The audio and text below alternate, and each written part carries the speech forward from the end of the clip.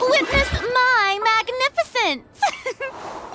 I'll treat your wounds.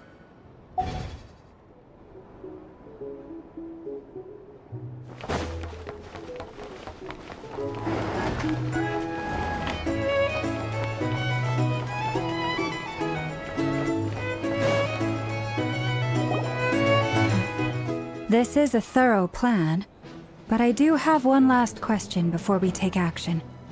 How can we be sure that our enemy won't leave the designated area?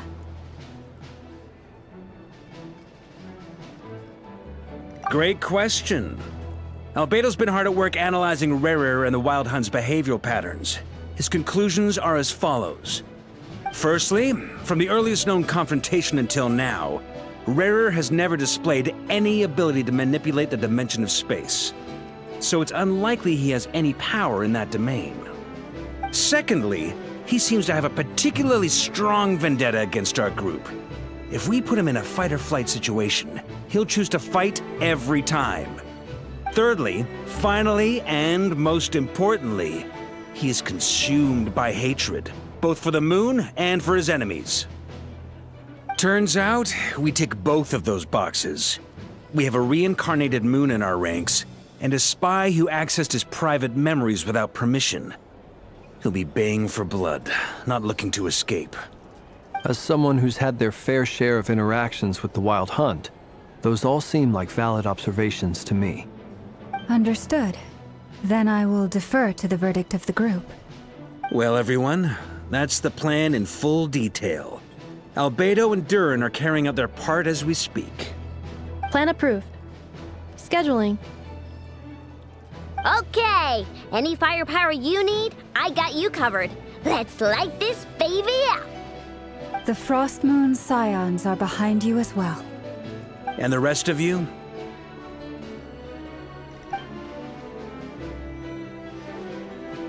No objections? All right, then it's settled. This is the plan we're going with. Next up, an old tradition of mine. Anyone who wants to back out, now's your chance. Wait, we can still back out of this? Everyone says things they regret, right? I don't want anyone feeling trapped because their mouth said yes before their brain had time to think things through. A very people-first approach. I hear that's common practice in the Knights of Favonius. Heh. Who'd you hear it from? D-Luke? Shh. We don't use people's real names at work. This contact will be known only as Owl, please and thank you. This plan can only work if everyone does their part.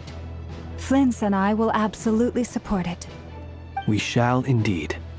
You'll be glad you accepted our help. Also, you are the last person I expected to see here, Miss Dory. It's not often I get called Dory in a work context. My peers usually call me Lord Sangamape. So, the longer your name, the higher your net worth. Is that the idea here? In that case, Mr. Flint's here must be worth a fortune. That's right, I know your full name. It's... The walls are thin here. I'd appreciate you keeping that a secret. Okay, fine. Ugh, I'm actually only here as a favor for someone else. Do you have any idea how much it would cost to hire me otherwise? Oh, does this mean someone out there actually has the power to boss Dory around? It most certainly does not. We have a long-standing and mutually beneficial business partnership. She's actually the mom of a friend of yours. Said mom supplied me with a great little trinket, but now that lady's ruined everything. If I don't start building a little goodwill now, my whole business in Notcry is gonna go down the drain! Okay. So what exactly is so special about this pendant? It's a lucky charm that a great mage made for me. We have a business relationship, and she was worried that something bad might happen to me. So, she wanted me to have something that can store power to protect myself with. I finally got it all fully charged up with Kuvaki, and then never went and used it all up at once. Never lost so big in my life. You're right. It was all my fault. I didn't mean to drain all the Kuvaki in the pendant, but I'll make it up to you. You will? Well, in that case, how about you give me your chess set, and we call it even? I knew you'd say that. Well, it's yours if you want it. In fact, take it now, and I'll even throw in a free Raker of Solnari. Deal? You're putting me in a difficult position here. It's a very useful thing to have around, but I have a funny feeling it won't be around much longer. I guess we'll see in a couple of days. Looks like bankruptcy for me. Hey, don't be so pessimistic. See this through and you never know. You might find a new business opportunity on the other side.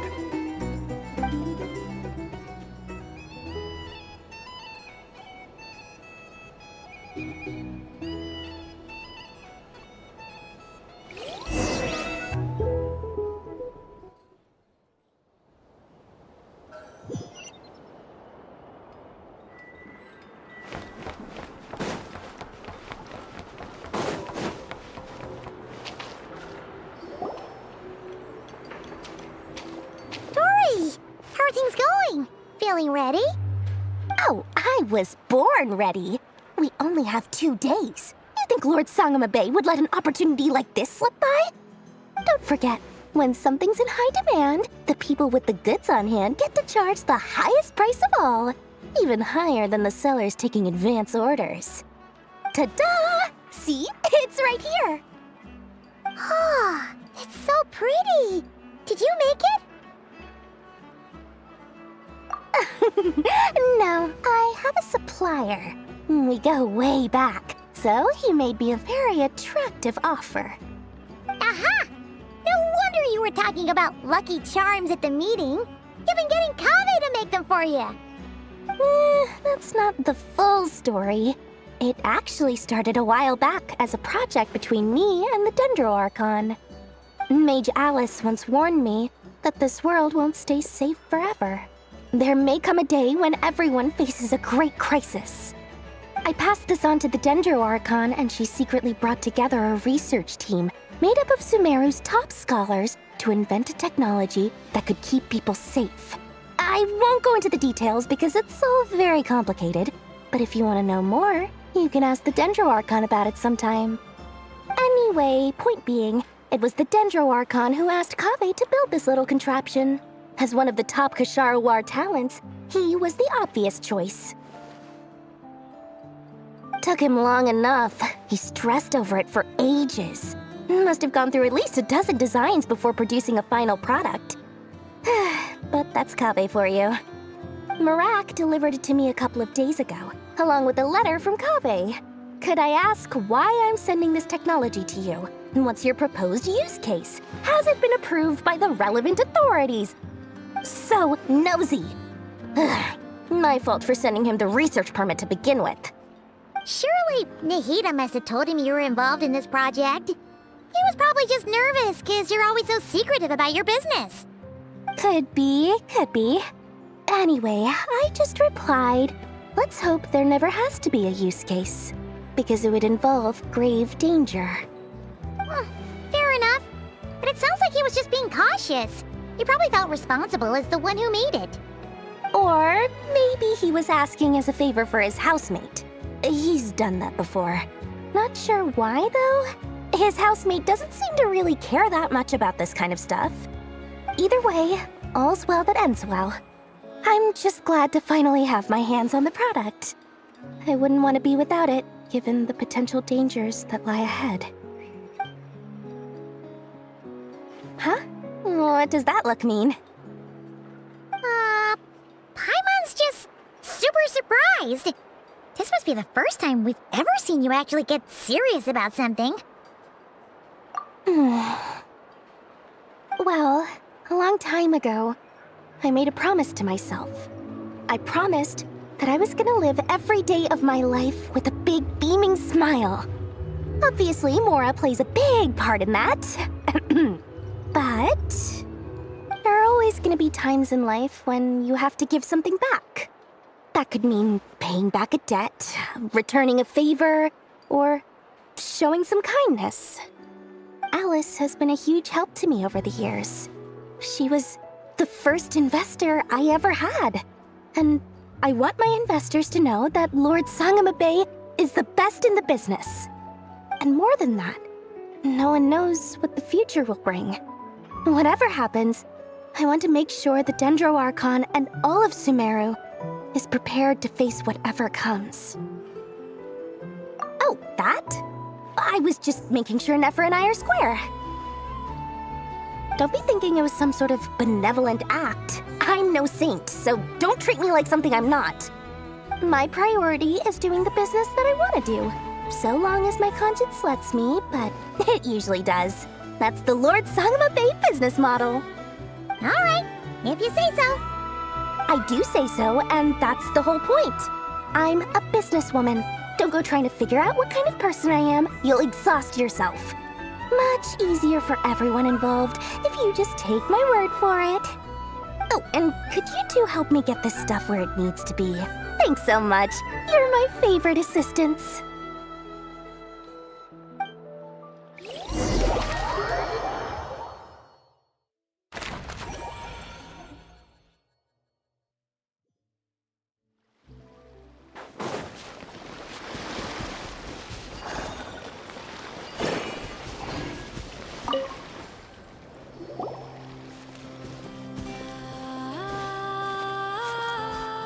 Traveler, Paimon, it's good to see you. Everything going smoothly over here? Sort of. As you're probably aware, Varka, Diren, and I captured some abyssal creatures from the Wild Hunt. Per the plan, we dissected and analyzed some samples of these creatures. The process went very smoothly. The findings, however, come with some troubling implications. What? You can actually dissect the Wild Hunt? That depends on your definition of Wild Hunt and dissection. Harmless, lifeless. These words are accurate descriptions. The Wild Hunt is an interesting phenomenon. In and of itself, it doesn't seem to possess anything akin to a human personality. But taken as a collective, the medium through which the Wild Hunt is summoned does appear to have a soul. Master griped a lot about the wise Horoptotire, and seemed somewhat fascinated with the Fausted Elegy. But she barely mentioned Rerir at all. I don't think that was because of his lower social standing, though. Anyway, it's a pity. I should like to hear her thoughts on the nature of the life form he has become today. It's a strange mix. The furious energy of an abyssal being channeled through a fractured physical existence. A consequence of being torn apart by an unknown power. Perhaps the only explanation for his survival in this state is that he sacrificed a degree of individuality in exchange for a continued existence. Oh, sorry.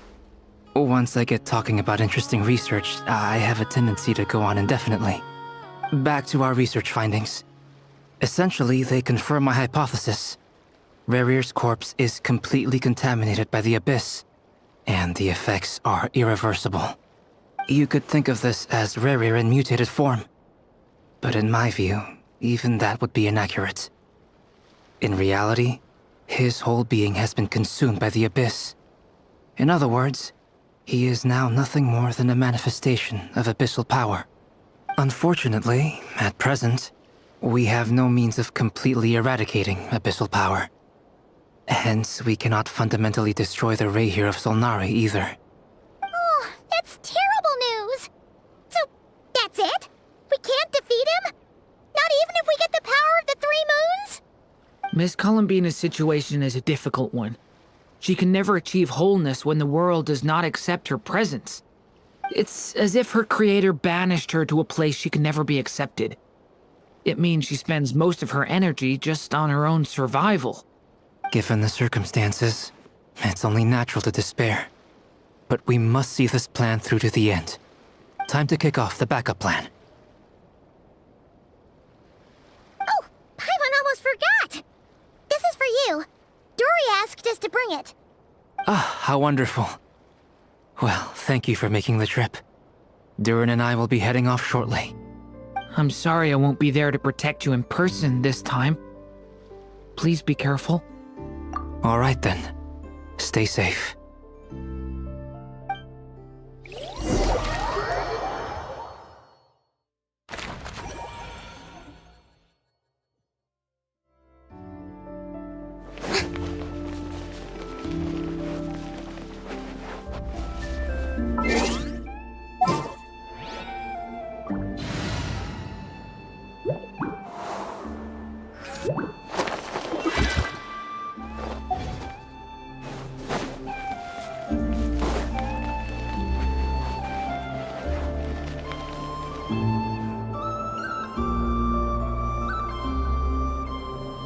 Miss Lauma, is everyone here?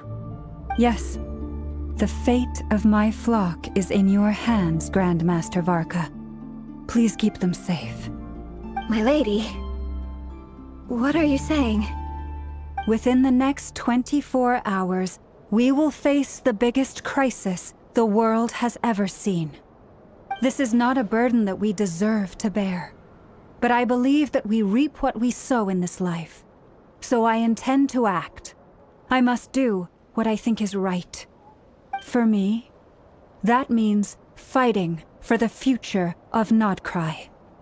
This gentleman is the Grand Master of the Knights of Favonius, Varka, Knight of Boreas. In my absence, please follow his lead. Hey, everyone. Guess I should introduce myself. Well, to start with, I know my way around a battlefield. Biggest strengths are honesty and hard-workingness. Anyway, point is, I don't intend to let Lauma down. I'm gonna do everything in my power to keep every last one of you safe and sound.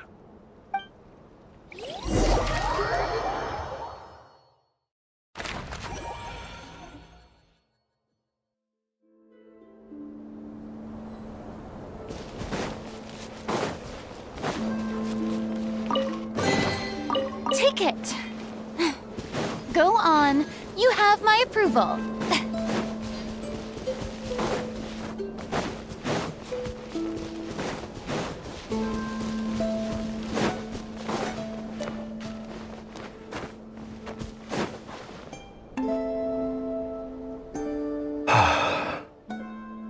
Something on your mind?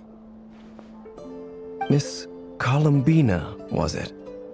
I believe that's how the others addressed you. That's right. Names are funny things. Have you always been called Dainsleif? Yes.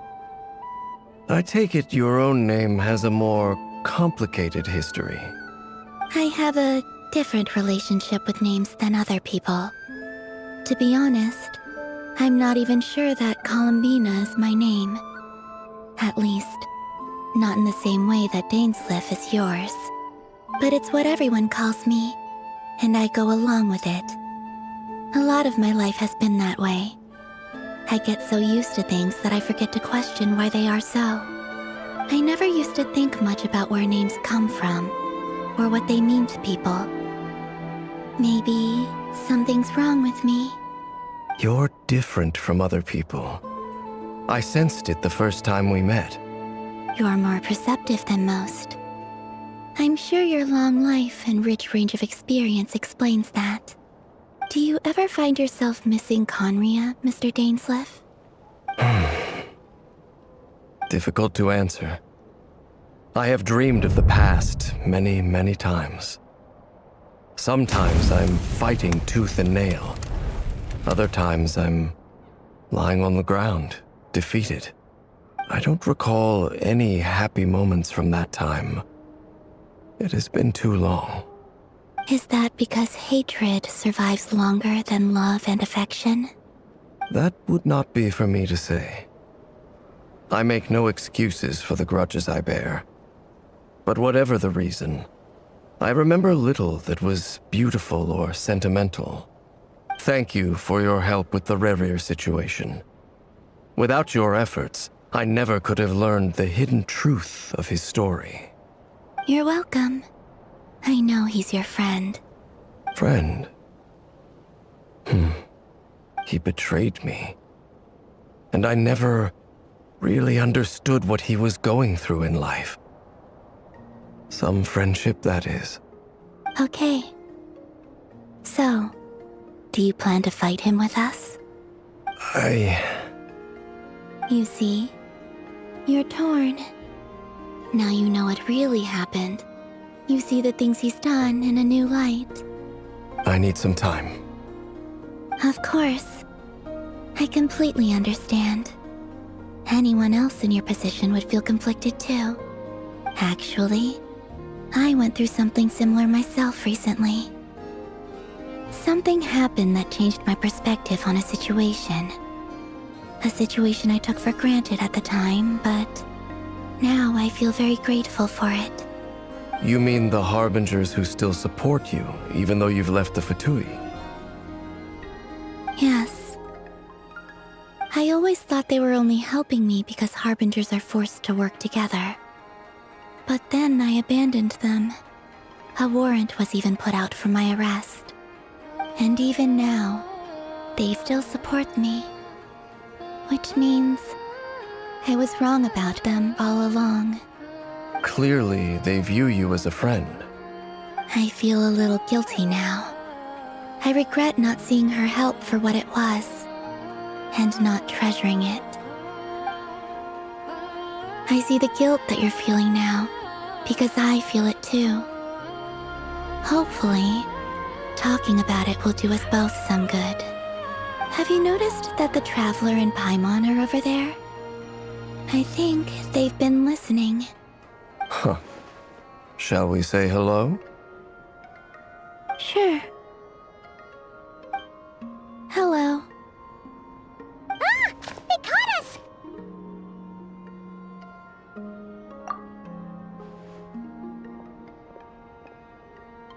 I apologize for making you worry. No doubt you wish to know where I stand on the plan to take down the Rerir of Solnari. I'm afraid I need a little time, but I will seriously consider joining you. You will? Oh, thank you so much! Everyone will be so grateful to hear that! They needn't be.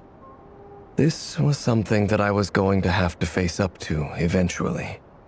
That doesn't matter to them. They're grateful to you regardless. You can't control their gratitude, so just accept it.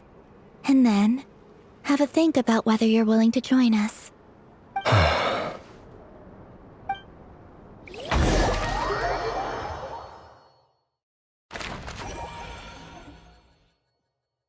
It's nearly showtime! Let's go rendezvous with the others. You know the place.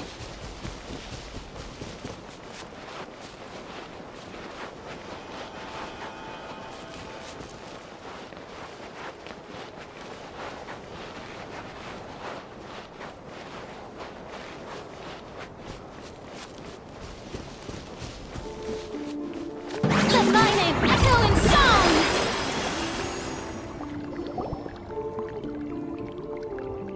Ah, you're earlier than I expected.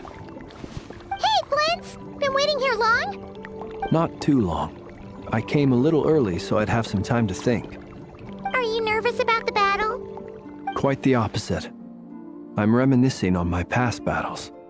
When I was awakened by the Ratniki, I had not touched a weapon in many years.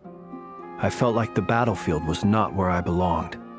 But after waging war against the Wild Hunt for so long, I came to realize something. A life of absolute peace is simply not a possibility for me. My restless flame indicates that somewhere inside of me, there is a deep yearning to root out the evil in this world. Oh, that doesn't sound like such a bad thing. Well, in the past, when I was a Fae whose primary concern was hibernation, it was hardly ideal. But it certainly serves me well here in the present. And I am delighted to be able to join forces with you in this endeavor. Looks like I'm not the first to arrive. Ah, Miss Lauma. Did you sleep okay last night? I struggled to settle down at first because of the nerves. But don't worry. I got enough sleep in the end. I'll be just fine. Please, I'm just doing my part. Never! Over here! Aino asked me to relay a message. She said Anefa will be on high alert and keep a close watch over all secondary districts where defense is required, providing support as necessary. Meanwhile, Aino herself will provide range support to us directly, using her latest invention. Excellent. My thanks to all involved. The chess set's looking a little unstable. It won't hold him much longer. We should be prepared to engage at a moment's notice. No sense sitting around waiting. Let's make the first move while we still have the option. I agree. Paimon, find a safe hiding place. Got it! Be careful, Traveler! I will.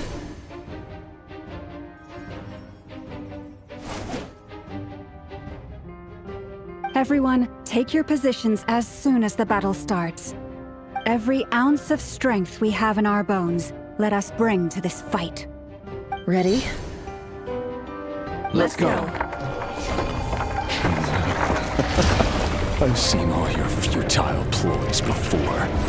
You have become the authors of your own demise. I wouldn't be so sure about that. You are merely a moment of sport before I tear down the moon.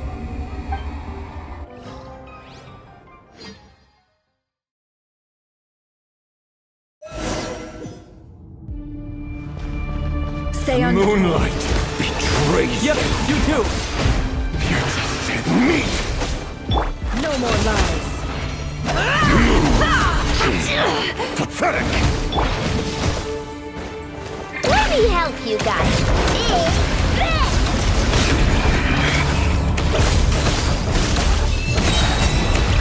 Close your eyes. It all adds up.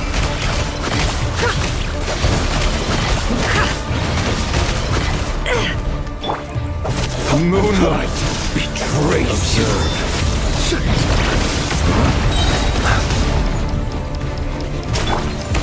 Receive my blessing. No more lies. Let's see what you're made of. Can't hide the truth. Let's see what you're made of. You to hunt him down! Poor lost lamb.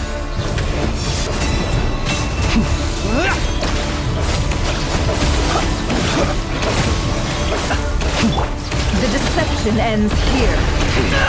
Pathetic! With one heart, we pray. Futile! Shameless. Let's see what you're made of. It began with the moon, and so shall it end. The moon will protect you.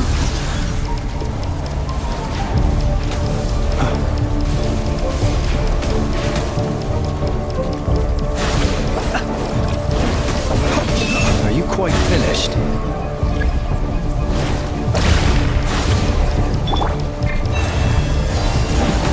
Do you see now?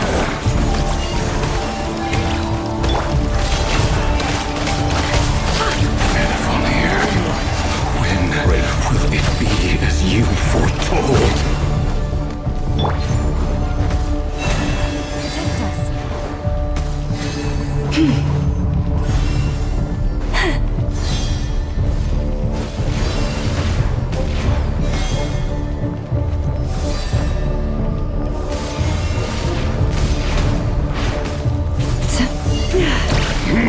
You poor lost lamb. Water jet!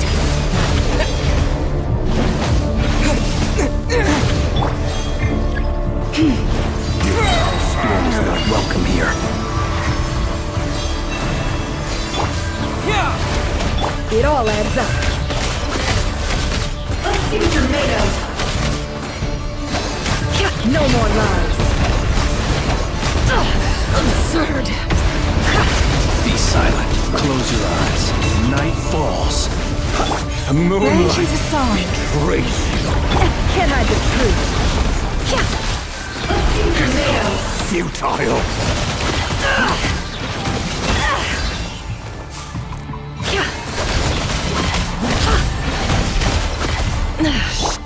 Go! Pathetic. By the frost moon of old.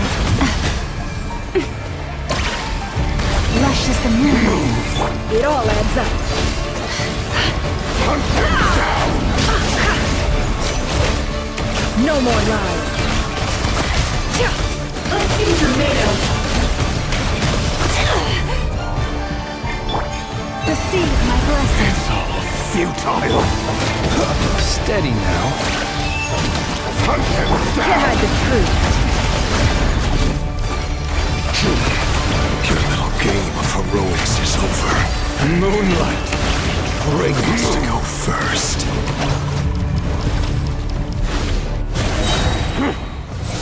Now, get out of my sight!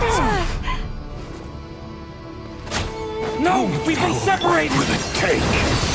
You okay? Never! Where are the others?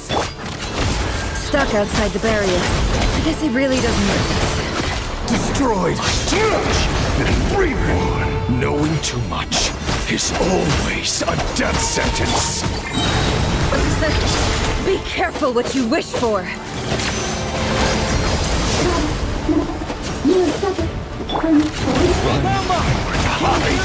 Hold on, Prince.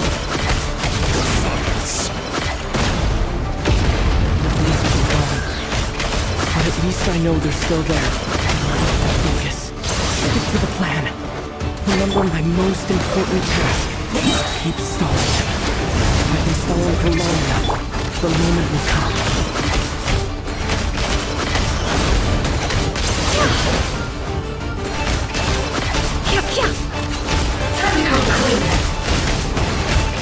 Destroyed Within. reborn. Let's see what you're made of.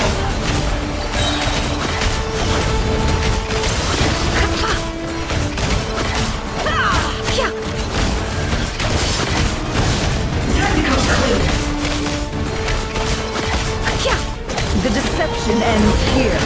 No more lies.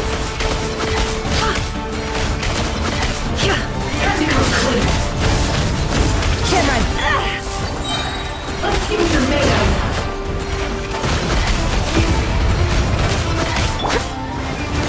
Bombs away! The mystery.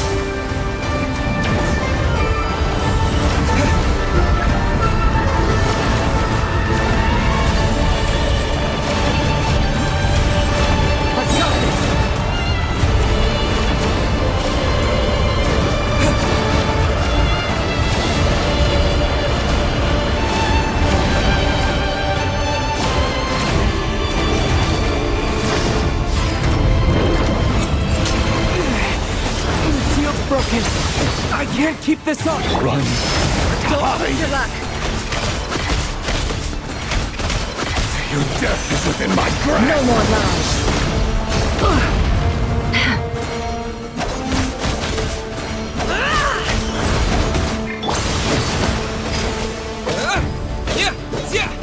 Can't hide the truth. Time to come clean.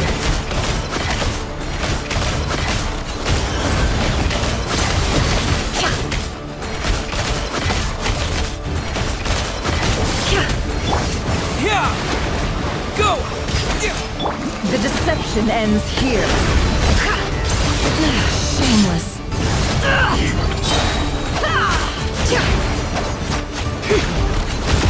Time to come clean. Let's see what you're made of. The mystery unravels. It all adds up. Time to come clean. Wipe out!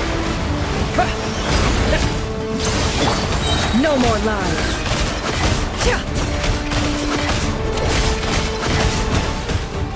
It all adds up.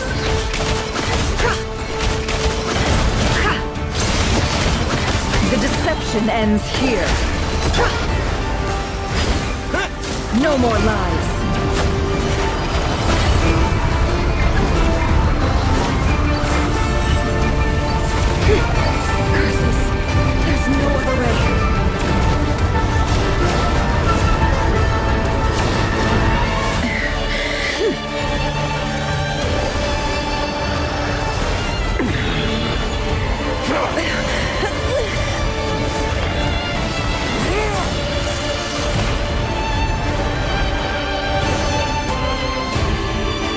way to defeat Rarer is to borrow his own power. That means Columbina will have to disappear while you two bear the brunt of his attacks. You have to hold on. Find a way to keep him focused on killing the two of you.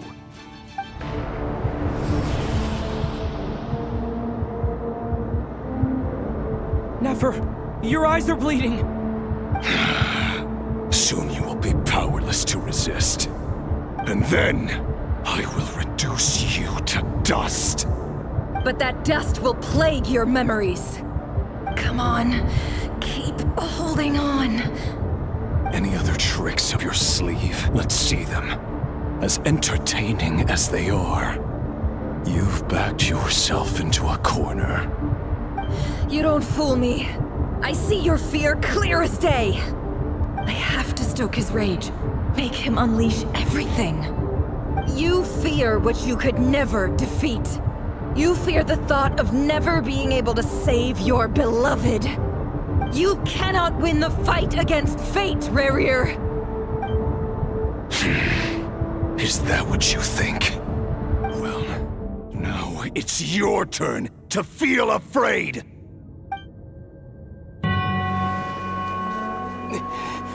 You fear the sound of your own name?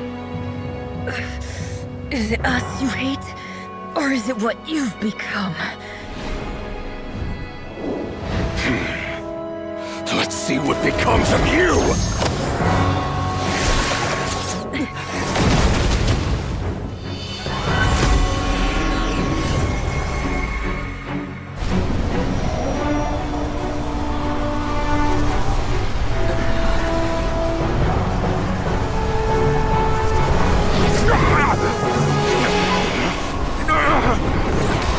What's happening?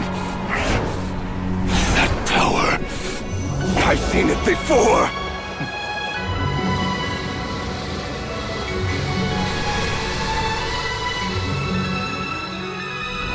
His power is on another level. We'll need to use an alchemical array to convert his power into a usable form. Then quickly channel it into Columbina, rendering her powerful enough to compete with him. I'll join you. I can help. If I release enough abyssal energy into a confined space, it'll create a potential difference, allowing us to extract a huge amount of elemental energy. Next, I'll synchronize with everyone's minds using Pyro, then give you temporary access to their abilities and fields of view. But it won't last long. Can you see? Well enough. So, we have a student of Gold Rhine-Daughter in our midst! How about that?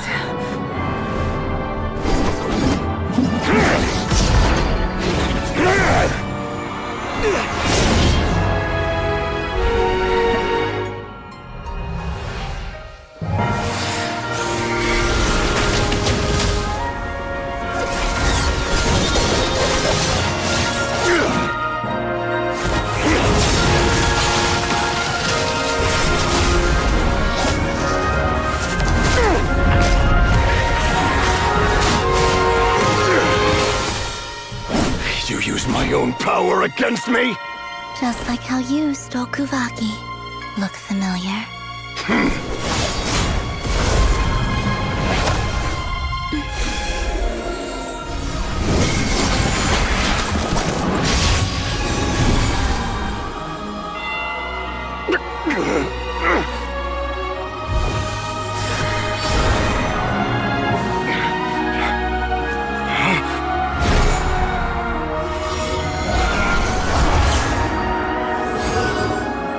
Don't you realize?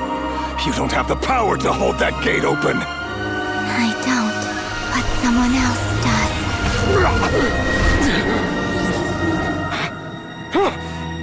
Goodbye, Rarir.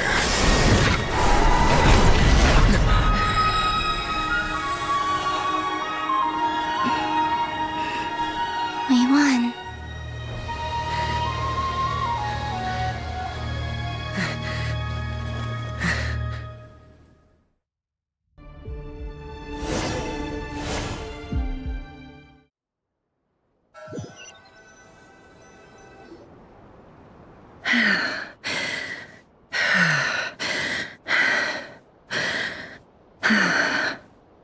Nefer, how are your eyes? They're fine. Apart from the blindness, of course. It's not too late. Let me handle it.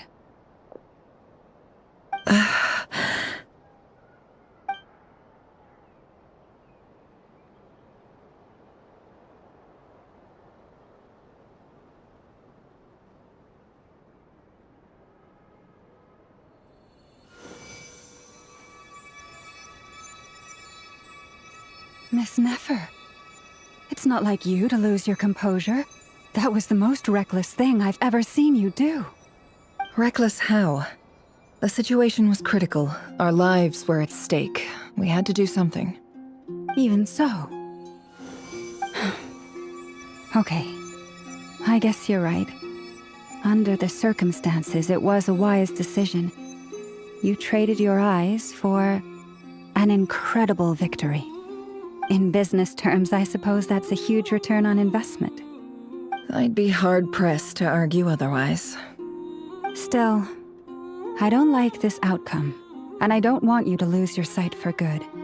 People suffer when they make sacrifices they shouldn't have to make, whether that means faith, strength, or in this case, your ability to even see. I had hoped you could win without sacrificing so much as a single hair on your head. Thank you. Really. All done. Don't try and open your eyes just yet. We'll see how you're doing in a couple of days. Until then, please follow your recovery plan to the letter. I'll send full details through Yehoda. For now, just get yourself home, relax, and rest. My dear friends, we have fought bravely and achieved a spectacular victory. A dark cloud has been lifted from the skies of Nodcry. All in this land will be grateful for what you have done. The moon will remember this day. Thank you both.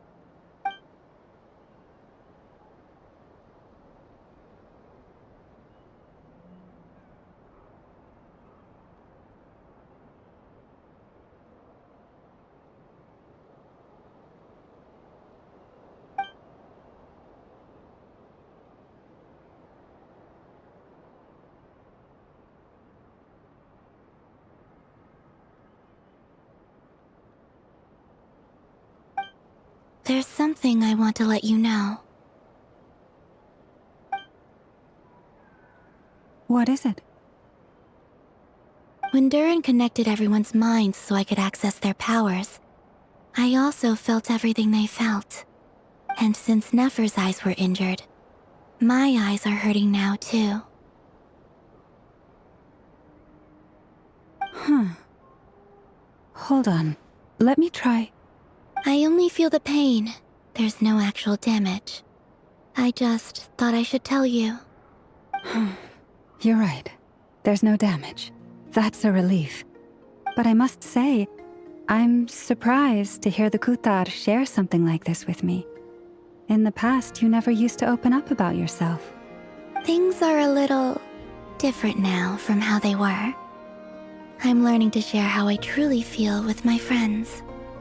Friends. You have no idea how glad I am to hear that.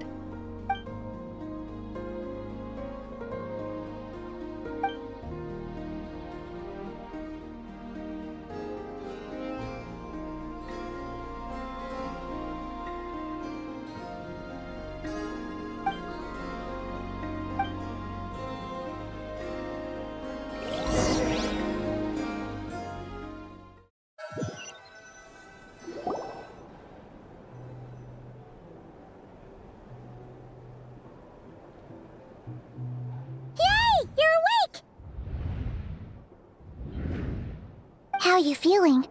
Any aches and pains? Did you sleep well? I'm doing all right, Paimon. No need to worry about me. Phew! Well, that's good. Paimon's been sitting on the edge of the bed worrying about you for ages. You slept a whole day and night. Poor Paimon had to eat all by her lonesome. Glad to hear you didn't starve. How was the food? Well, it wasn't the same without you there to share it. Honestly, Paimon just can't relax when you're not your usual self. She couldn't enjoy the food and settle down to sleep. Well, I'm back to normal now. Oh yeah, and Albedo swung by earlier. He said to tell you to head to the tavern when you woke up. Varker and the others are organizing a victory feast and they want to celebrate with you. He also dropped off some medical supplies, but you seem fit as a fiddle, so guess you won't be needing those. If you're feeling up to it, let's head over now. Wouldn't want to keep them waiting.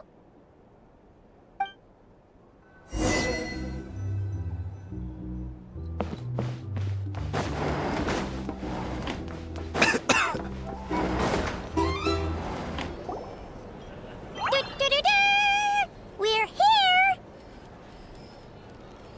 Traveler and Paimon! Perfect timing! We were literally just saying how there's no way we're holding this victory feast without you any longer, and we would have postponed it till tomorrow. How are you feeling today? Much better. Thanks. Don't worry about me. Relieved to hear it. If that changes, just let me know. Happy to check you over at any time. Yep, we're here for you. Anything you need, just let us know. Oh wait, where's Nefer? How are her eyes doing? Nefer's right over there. I'm sure she'd love to catch up with you.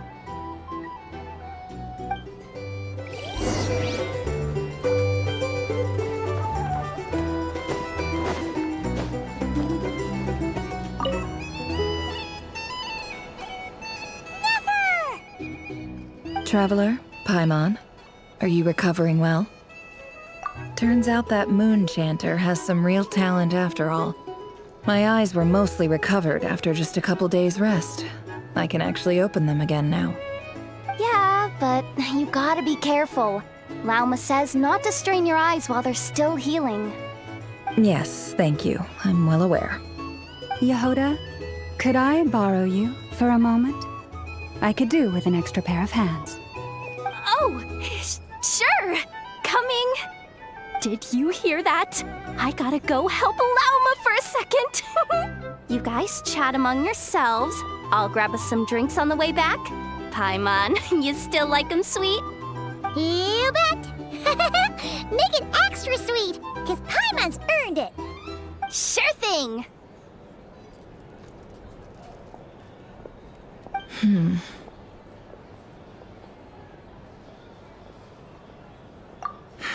The Raker of Solnari. Kind of a snake, don't you think?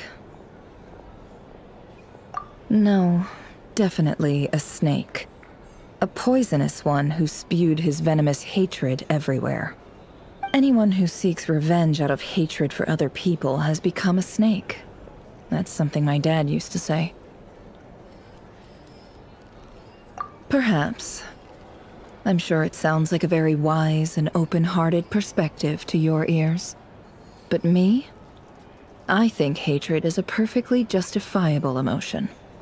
What else is left when everything you depended on in life gets stripped away? Something's gotta fuel that drive to keep on living. If you're worried about me, you can nip that in the bud. I'm not someone who gets stuck in the past. It's just... I suddenly feel like I was wrong to call my father a liar. He was just a fool. That's why the academia turned their back on him, and why the other tribes ganged up on him. Oh, father. How much better things could have been if you were a skilled liar. Look at the Ibis King. Thoth is a fiendishly cunning liar. And yet, strangely, he feels more like a father to me than my real dad ever was. He's never brought it up, but I'd bet he feels the same way. Why else would he give me the power to perceive the truth, while at the same time training me in the art of deception? Well, King Deshret banished him to Aru, which is essentially a prison, and posed 3 questions to him. He promised that he'd have his freedom if he could find the answers. His response was to take on a physical form and approach me, hoping that I could become his envoy and search for one of the answers on his behalf. Did he really think I'd fall for that? He's stuck there. He can't make me return what he gave to me. So that's enough for you to decide he's nice, is it? He's a prisoner, and he was scared. So he decided to perform some good deeds to win people's approval. He lives in fear because he's a deceiver. How is Rerir any different? You can't work as a spy your whole life and expect a happy ending. It's preposterous. Yet I can't say I don't understand it. Liars live in the darkness of their own making. But it's still human nature to want to go on living. They say that a liar's soul is the most worthless thing in the world. What do you think? Good. If you understand that, it means you're smart. And you see things objectively. If you ask me, the soul of a liar really is worth nothing. Because all they care about is themselves. For example, when something good falls into my lap, I don't go sharing the news around. Stops other people trying to steal it from me.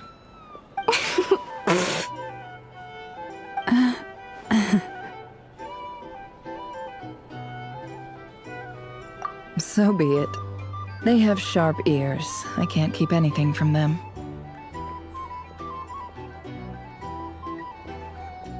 Oh, is that what it looks like? Well, you all know my past now.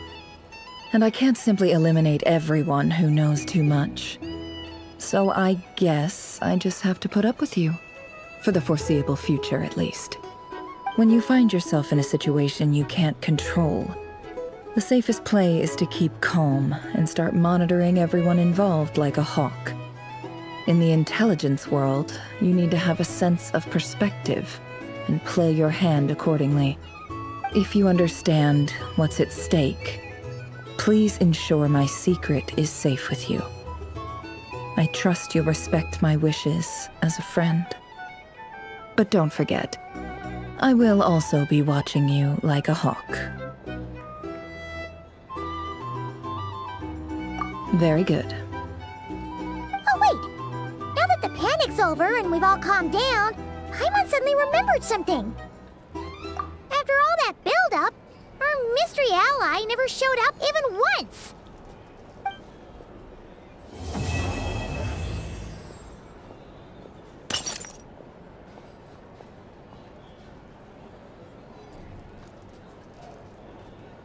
Huh? Am I imagining things?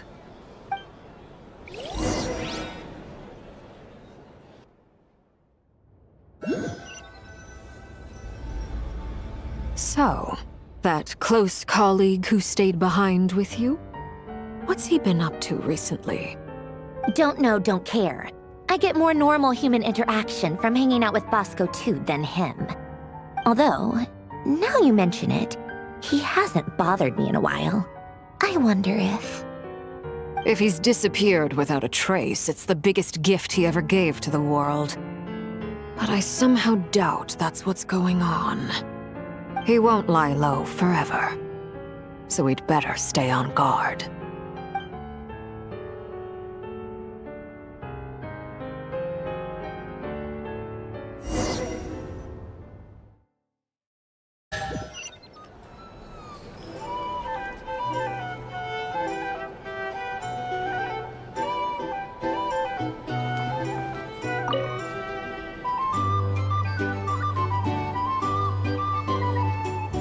Ah, Lord Sangama Bay. How lovely to see you. I must thank you for the device you provided. It was an enormous help. Would I be right in thinking that it was developed by the Academia? Why come and ask me when you clearly know already? I mostly came to thank you. That's more like it. A little gratitude goes a long way with Lord Sangama Bay. Play your cards right, and you might even stand a chance of becoming my long-term supplier. The chance to work with such a kind and charitable investor as yourself would be a great honor for the Curatorium. Huh? Charitable? Who said anything about charity? First I'm hearing about it. Let's see. The first plot of land you purchased in Nodcry, your desert interests, and... Stop! What do you think you're doing? Exposing my investment history! It's nothing to hide from. They're all perfectly legitimate investments. And some of the land you purchased was with the intent of building a sanctuary? Yes, I heard about that too. How did you... You're a curious case, Lord Sangamabe. You don't like people finding out about your good deeds, do you? But I'm afraid no matter how hard you try to keep things under wraps, where there's a will, there's a way.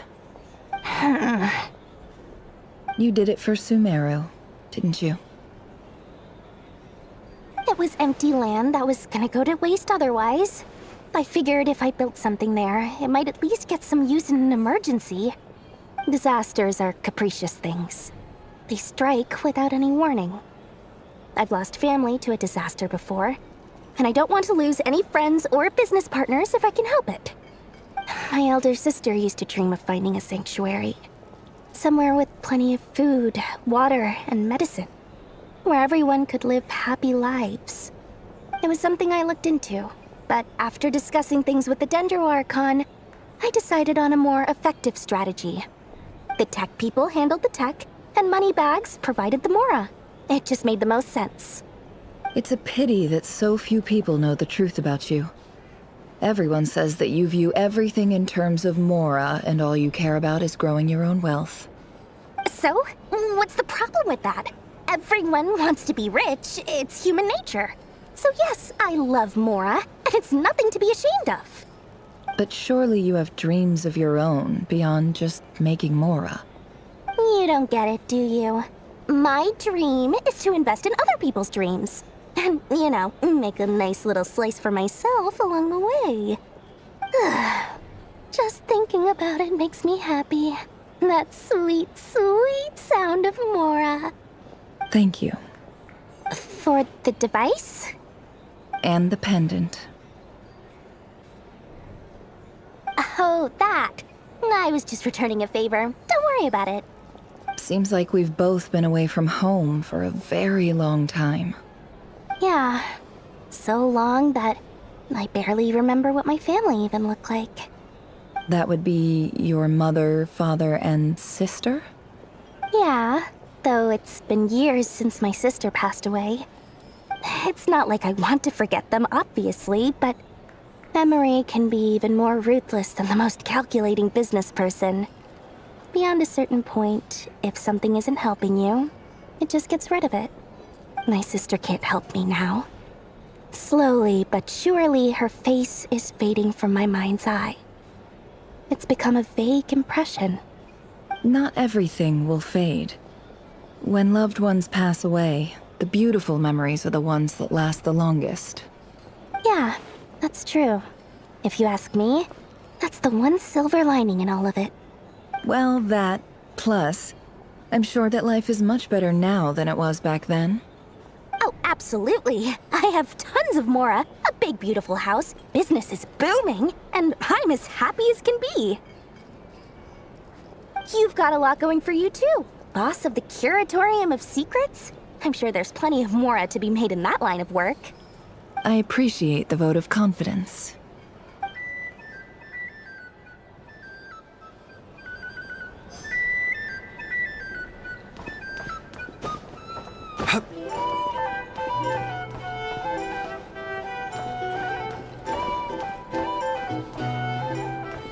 Our drink recommendations? For starters, I recommend you drink less. Here to sign up for gratuity. How have you been holding up? Any adverse reactions? If you start to take a turn for the worse, make sure you tell me right away. You don't need to worry about me, Grandmaster. I'm fine. I mean, I barely did anything, so... What? You're too humble, young man. You played an indispensable role in the battle for Nodcry. We can't thank you enough for your support. Sometimes, when people praise you, it's because you deserve it. The best thing is to accept it calmly and with grace. It's important to learn how to respond to words of admiration. Let's do a quick demonstration. Albedo, that was an incredible feat of alchemy. The pressure was on, but you worked flawlessly at lightning speed to get the job done. Thank you. I can't take all the credit, though. Durin played a big part in forming the alchemical array. See? Did you catch that? A masterclass in how to take a compliment.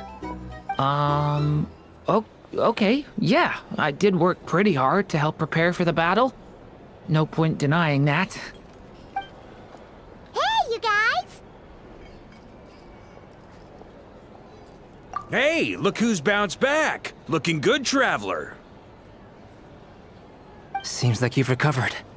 You won't need to take any more medication. Can I get you a drink? Huh? You know how to order at a bar now? You've sure learned a lot recently.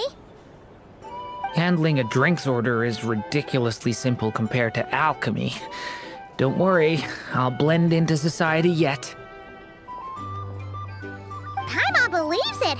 You're clearly a fast learner, just like your brother. To be totally honest, though, Paimon didn't quite follow all the details when you first explained the plan to us. Don't worry, that's completely understandable. Unless you're a student of alchemy, it's hard to grasp the principle and how the process works. To put it in the simplest terms, we saw how our enemy stole the power of Kuvaki. And that gave us the idea of stealing his power to turn it against him. When facing an enemy you have no hope of defeating, it's best not to engage them in battle. So, instead of looking for a way to overpower him, we decided to help Columbina get strong enough to at least stand up to him in a fight. For this to work, we had to analyze his modes of attack, confirm who his main target was, and make sure that he wouldn't go beyond the range of the alchemical array. For added security, we prepared a total of 4 arrays. But to mitigate the impact of the battle, we identified one location in particular as the ideal spot, which is where the confrontation took place. The alchemical array absorbed his abyssal power. Then Durin processed it to render it usable by Columbina. That power enabled her to do what would otherwise have been nigh on impossible. What surprised me was that Dainsleif actually agreed to join us. Given his history with Rerir, he had every right to sit this one out. But we're extremely grateful for the decision he made. It must have been a painful choice to make. But I'm sure that making a decision was far better for him than staying in limbo. Absolutely. He was torn between 2 paths, but in the end, he made his choice and stuck to it resolutely. He doesn't strike me as the sort of person who'd stay trapped in limbo for long. Anyway, however you cut it, everyone gave a stellar performance. And now, it's time to kick back and celebrate.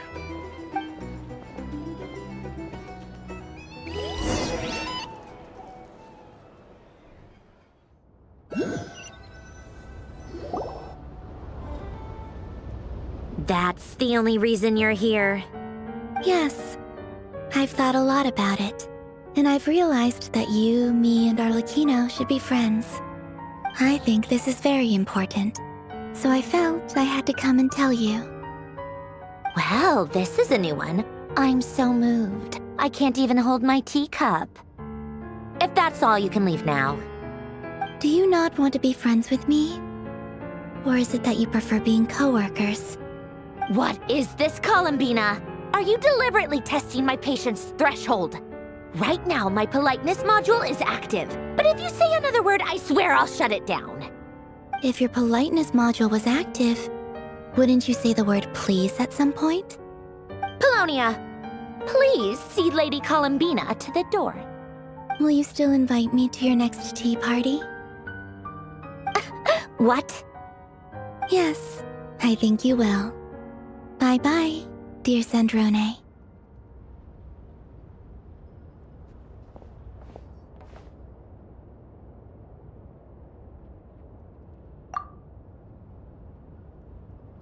Last time, the Wild Hunt escorted you out. Would you rather I handled it myself this time?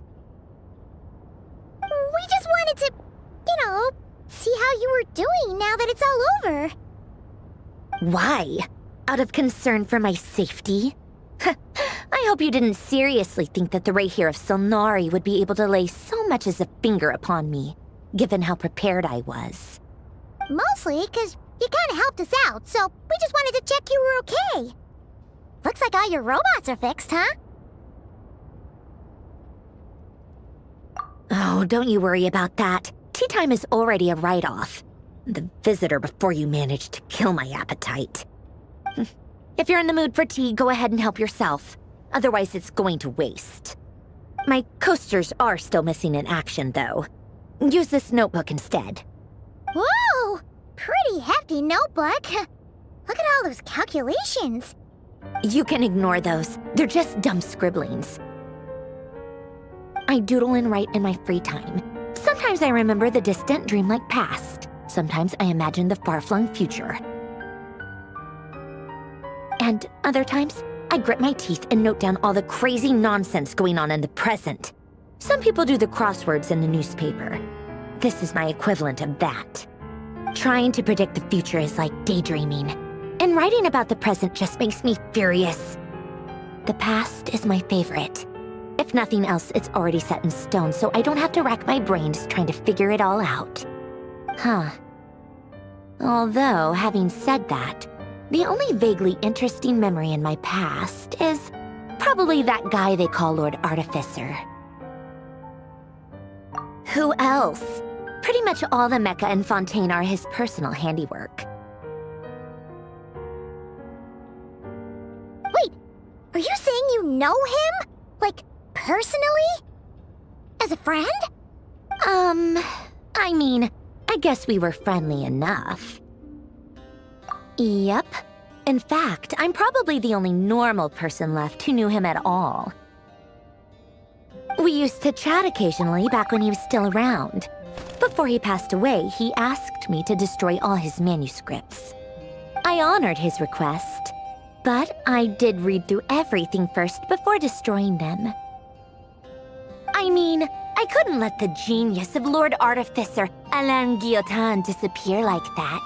Would have been such a waste. So, that's where the formulas in your notebook are from? I just told you. Those are my equivalent of crossword puzzles. They're just dumb formulas that I solve for fun when I'm bored. Alain's work was like epic poetry. The formulas in my notebook are just silly little riddles in comparison. Not that there's anything bad about them. I mean, at least, solving those riddles isn't going to hurt anyone.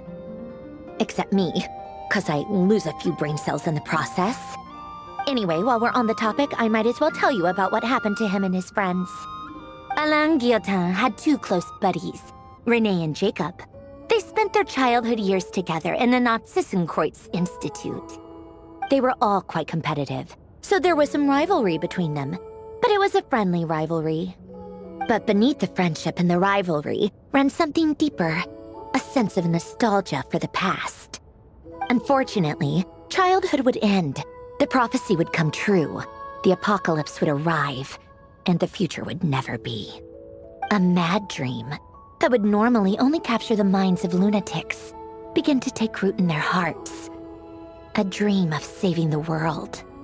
And if René and Alain had been people of lesser wits, that dream would probably have ended up as something for them to joke about in their older years. But alas, they were some of the sharpest minds around. They nurtured that dream with the full power of their intellect, and it grew into something that ate away at their souls. The first of them to fall under its spell was René. Against Alain's wishes, he persisted in experimenting on a mutual friend of theirs to try and save their life. Alain did not approve and parted ways with René. It's complicated. Alain wanted to believe that René only did what he did for the sake of their friendship. But when he told me about what happened, I could tell he still had some suspicions about René's motives. Perhaps the seed that would grow into a nightmare had already sprouted in René's mind. Even then. The next time they met, René's soul had been completely engulfed by the dream of salvation. His futile attempt to to change the tide of fate only resulted in a wave that swallowed up the world, even before the apocalypse came. And although that wave died down eventually, I hear that it just recently came back with a vengeance. As I understand, Renee wanted to live out his dream of salvation once more. But I'm told that the attempted resurgence finally died out for good. At long last, Renee awoke from his deluded dream. Though of course by then it was far too late. What do you think of Renee? Do you admire his transcendent genius? His view that any price was worth paying to achieve the lofty goal of saving the world? Or do you despise him? Dismiss him as an evil madman who wrought havoc on the lives of everyone around him as he pursued his delusional dream? Same difference, really. Just a matter of perspective. What a cop-out. But I suspect you'd have a more incisive and insightful answer if we dug into it further. I don't like fanatics who give up their whole lives for their ideology. Nor do I like fools who let their delusions take control. Maybe I could understand if Renee had just been an ordinary person. But he had a sage-like intellect. And still managed to get himself lost in the labyrinth of his own desires. Anyway, that's enough about Renee. Now, moving on to Alain Guillotin, the Lord Artificer. He managed to put a stop to the first storm whipped up by Renee. But after that, Alain lost his friends and family. To his credit, I suppose, the loss of his family and friends was purely a tragic accident. It's not like Alain sacrificed them for his cause or anything. After that, the only thing supporting his work was the same dream that had dragged his closest friend down to the abyss. But although the desire to save Fontaine drove him to found the Fontaine Research Institute, Alain continued to reject any form of transcendental knowledge or power. He was suspicious and fearful of it, having seen the way it had affected his closest friend. I think that formulas and machines derived solely from human intellect were the only thing that gave him a sense of spiritual comfort. Yet Alain's intellect was simply too great. It barely left him space to breathe in his lifetime. Once he realized that the end of his life was approaching, he finally accepted the truth. The Nazissenkreuz Institute needed someone, and a human being, to see its story through to the end. He quit working on his formulas, trading them in for the fairy tales that had played such a formative role in his childhood, but which he'd barely touched in his adult life. He told me that the director of the Nazissenkreuz Institute used to read those fairy tales to the children as bedtime stories. Apparently, they worked wonders at sending kids off to sleep. I think that all he wanted at that time in his life was to be able to sleep deeply without being plagued by depression. By that point, nothing else really mattered. At the very end, he laid down to rest in the ruins of the former Nazissenkreuz Institute orphanage, while the Fontaine Research Institute he had founded continued tirelessly with its work. Many years after that, tensions over competing dreams would once again cause a rift, this time between members of the Fontaine Research Institute. But the actions of those fools had nothing at all to do with Alain. And that is the story of two people from the Nazissenkreuz Institute who both wanted to save the world. One went all in on his fantasy of salvation without ever looking back, and ended up calmly sinking to the bottom of the deepest sea. The other sought desperately to burn bright in his life, even though he wasn't sure where he was going. I do sometimes wonder, why is it that people like them have such grand hopes of saving the world? Even the grandest tree starts as a tiny seed. So perhaps, for each of them, their mission to save the world began with a very simple desire: to save themselves. They were young children with friends and family who mattered to them, desires to explore the meaning of life, ambitions to have a successful career. they didn't want to see all of that taken away in one fell swoop. Or maybe they just wanted to find something to anchor themselves within the chaos, to stop them getting quietly swept away by the storms of life. But instead, the search for their own salvation took them down the rocky road laid out by fate. Do you think the desire to save oneself is enough of a justification to try and save the world? The way you said that sounded just like Alain. I asked him the same question back when he was in his prime, putting all of his energy into his work. He gave the exact same answer as you did. No elaboration, just a quick short answer before getting right back to his work. He was always that way. All right, tea time's over. I owe Arlecchino a favor for telling me these stories. I'll have to bring a whole sack of gifts the next time I visit the House of the Hearth. I'm gonna go tinker with Polonia now. You guys can do whatever you want, as long as it doesn't involve interrupting me. Polonia, exit hibernation mode. Begin diagnostics.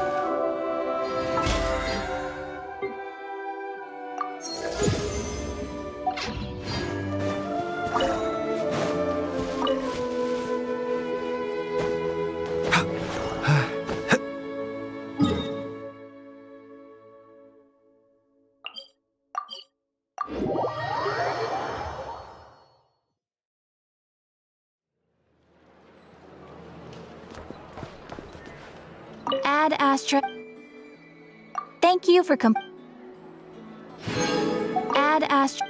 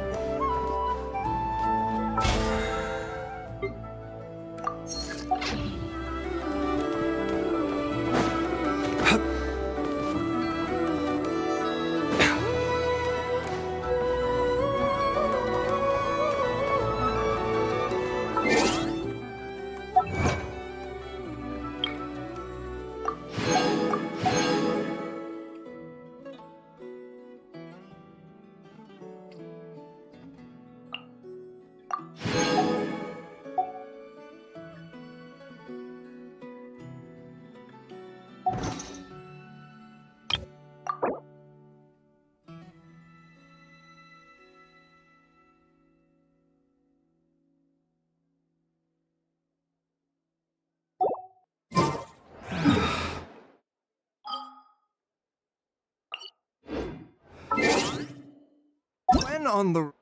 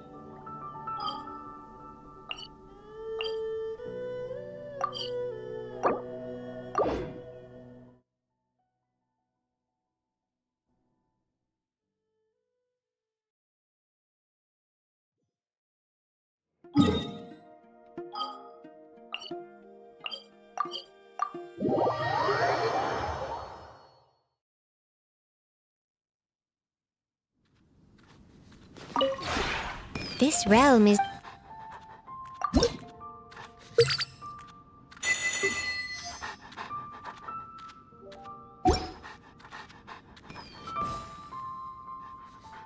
If you ever have...